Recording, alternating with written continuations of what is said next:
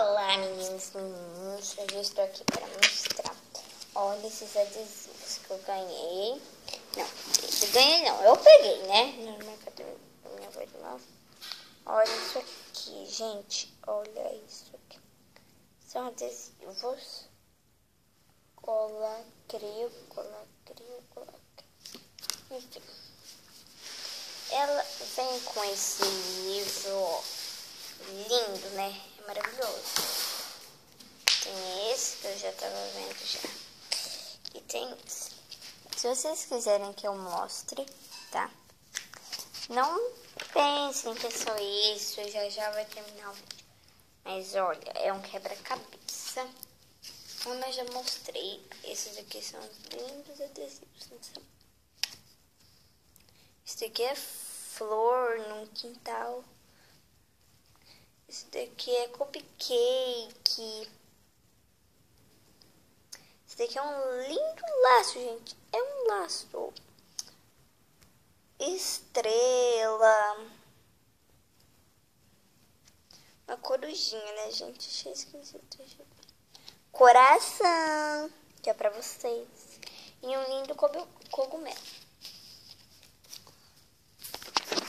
Daqui a pouco eu vou comer, tá? Pessoal, daqui a pouco eu vou comer um lindo hambúrguer. Ó, vem com esse CD das princesas. Se tiver na sua cidade, eu fico muito legal. Mas se você não encontrar, tudo bem. Você pode comprar várias coisas, mostrar pro pessoal, se você puder gravar um vídeo. Gente, fala que isso daqui não tá com uma cara de delícia. Fala! É o hambúrguer, se deu pra ver.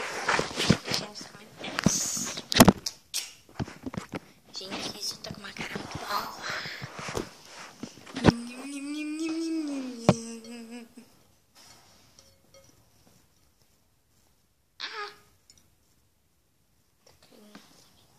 Gente, é gostoso, mas tá quente.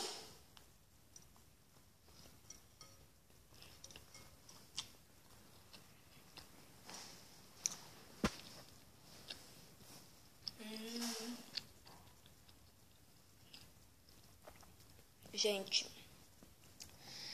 é muito bom. Mas eu quero falar uma coisa pra vocês. Sério, gente, eu comi.